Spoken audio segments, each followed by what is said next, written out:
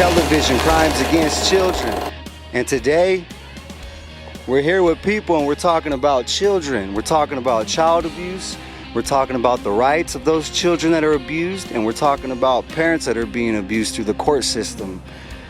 One of the major questions is, why is this happening so much? We're finally coming to notice today in society that abuse is everywhere. It's not in one court, it's not in two courts, it's in almost every court. And we have friends and family members, people are very concerned. They're very concerned. I've got my friend Marissa and Robert, Tina, Sam, Susan Schofield. A lot of people showed up today to represent children. And I'd like to say thank you to those people and to continue fighting for children.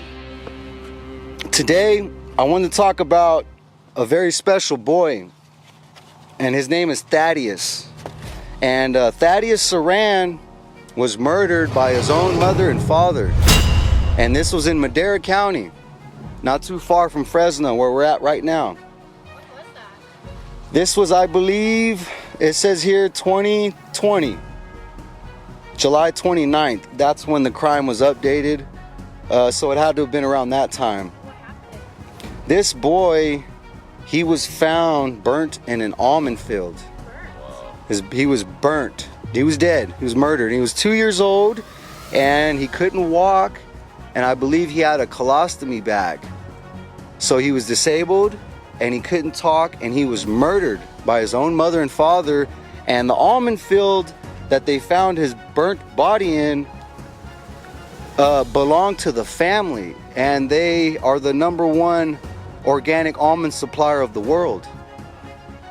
Recently, I had also found out that the family had gave some land to that county. You know, if that's not a conflict of interest, I don't know what is. But a child died, and the family who murdered the child is giving acres to the same county who's prosecuting the crime. Now, before he died, his sister died.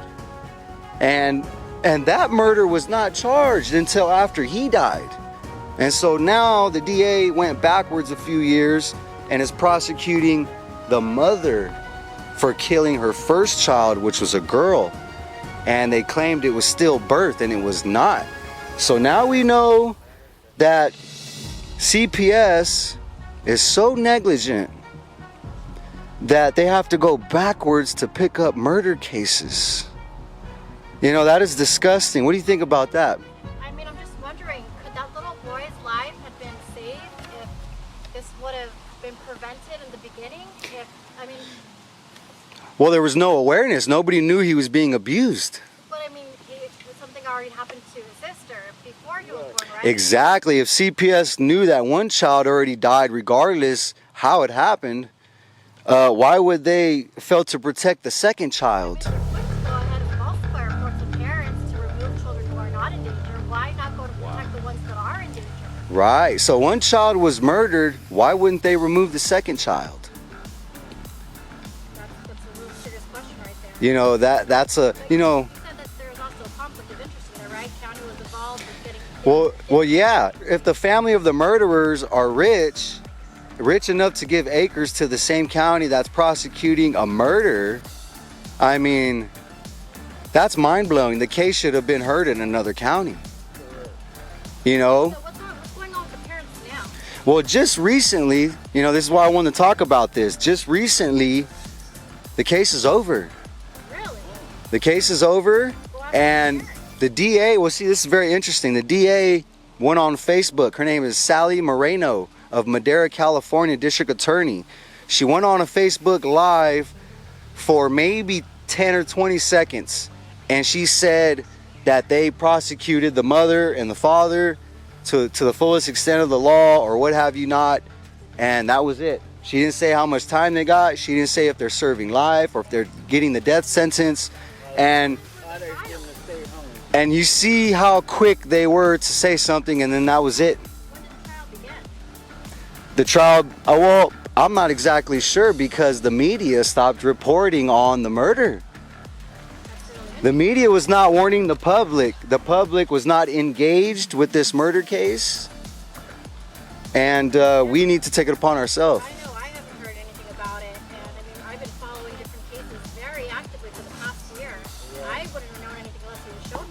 This case is bigger than the Gabriel Fernandez case. How many other ones are being covered up? And nobody's even, the media isn't covering this. You know, this is big time. You know, here's another big time case right here. You know, this is Right.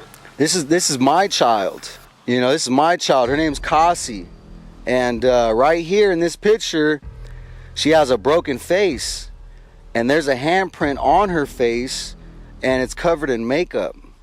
And isn't that what brings us down here today, actually? Because last time we were out here in Fresno, we're trying to make a police report because they wouldn't listen to you.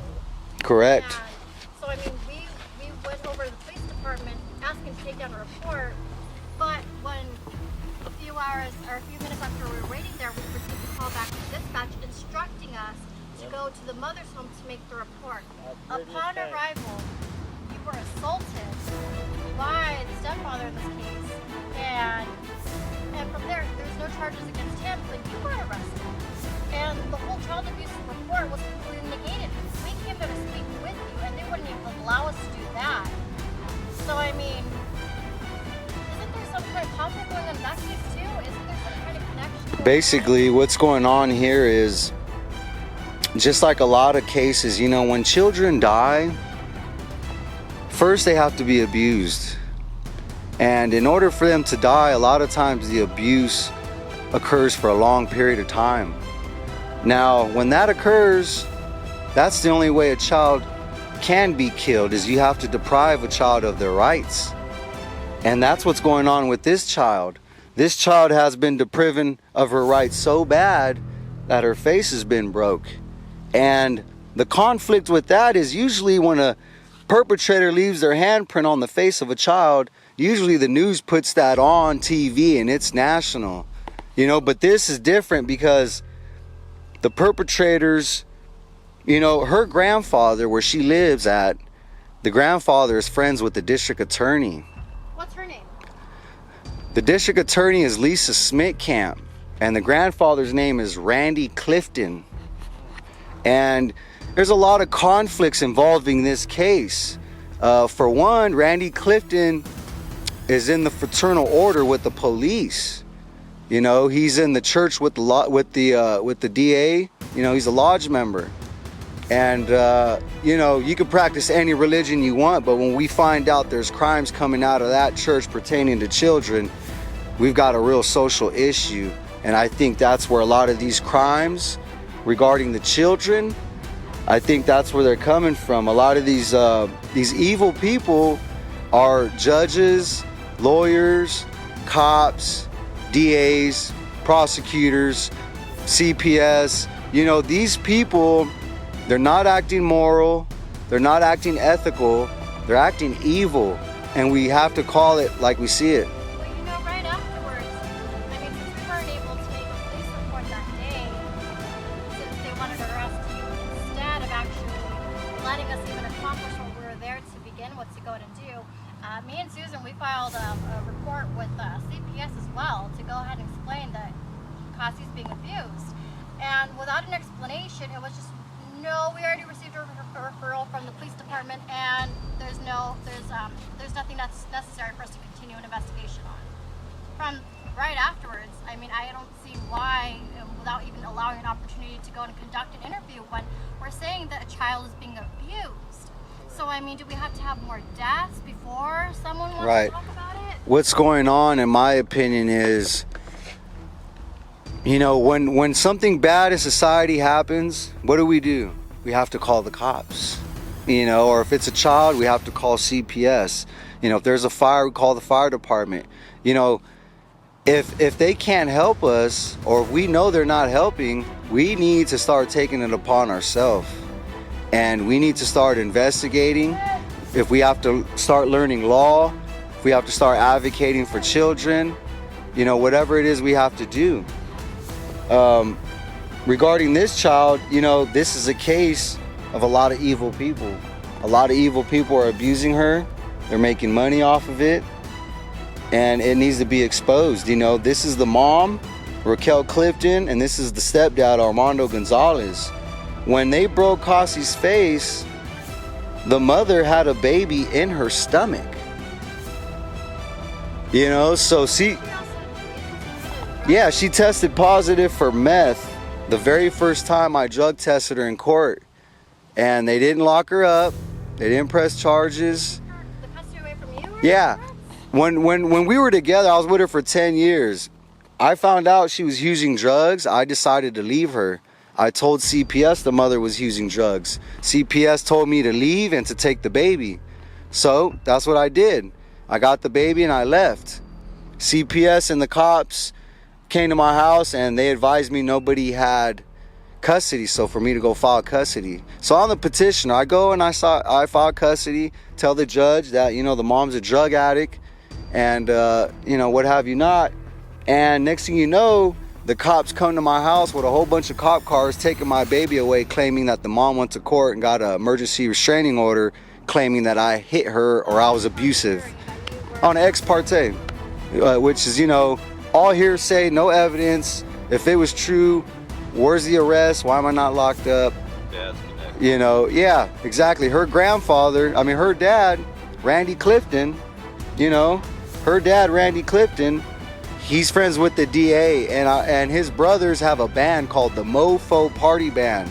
This band, they give charity money to the judges in the county, in Fresno County. So potentially, yes, where my case is at. So potentially, anytime I go in front of a judge, his brothers have already put money in the pockets of those judges, and that's a major conflict of interest. Also, another thing, Randy Clifton, her father's friend, is the lawyer who takes cases from the DA. So Randy Clifton's friend takes cases from the DA. So literally, Randy just calls up his friend and he calls up the DA, you know, and So I mean, you had when you took your daughter, it was because the mother was doing drugs. Now, did they find anything about you doing any kind of drugs? they never found anything because there never was anything. But you had a lot of videos about her being physically abused, though, right? Like the broken face. Yeah, CPS, they do not take evidence, you know, and if they did, kids wouldn't be abused. So again, I mean, does it take a death of a child in order for any of this to be known or recognized? I mean, why is it that the children who are with parents who are not abusing them being removed through false allegations, but when there is true allegations, it's just being deliberately disregarded? You have an idea, thoughts? Yeah, well, in my opinion, it's about money. A lot of these kids are worth more dead than alive. You know, when these kids die, they're making movies, and then there's Netflix, and you know, the prosecutor wants to be on the camera. He wants to be a superhero for doing his job prosecuting. You know, anybody can prosecute a murder. You know, it's money. There's a lot of money. There's a lot of politics, and we need to take the politics out of this and bring love into it. You know, when we love children, it shows, and when we don't protect children, it also shows. Yes, basically, we were doing a protest. We were making a report. Cops told us to go to the victim's house to take the report. And when we got there, I was assaulted. And these are the pictures of the assault. You know, there was a lot of kids that saw the assault. Cops did not investigate. They did not make an arrest. Now, isn't it true that that same night before they even took you in, that the officers received video footage from multiple different angles on that day to show that you were assaulted and to show that we were instructed to go there? Isn't it true that that happened, or to your knowledge, based on any of the video footage that you watched? I think I heard it. Just want to know your thoughts. Yeah, to my knowledge, I mean, the cops are looking at the film all the time. You know what I mean? But before they even took you in that night, before they deprived Oh yeah, I'm sure the cops know who I am and what the story is. I've been in court a lot of times, spent about 30 grand, had an army of attorneys. None of them protected my rights. And now that I'm by myself, you know, it's a lot better. I've been able to finally get my voice heard and tell my daughter's story and let the community also back me up, you know, because we need community to come out here and support children. How far are you willing to take this case? Well, this is my daughter. This is the only child I have. She bears my name. You know, her name is my name spelled backwards. She was born on Valentine's Day. She's a very special child. And if she wasn't abused, I would have never had the opportunity to help other kids. So I think God has put me in this position. And, you know, I can't say for sure what's going to happen, but I do believe that we will get justice for Caasi.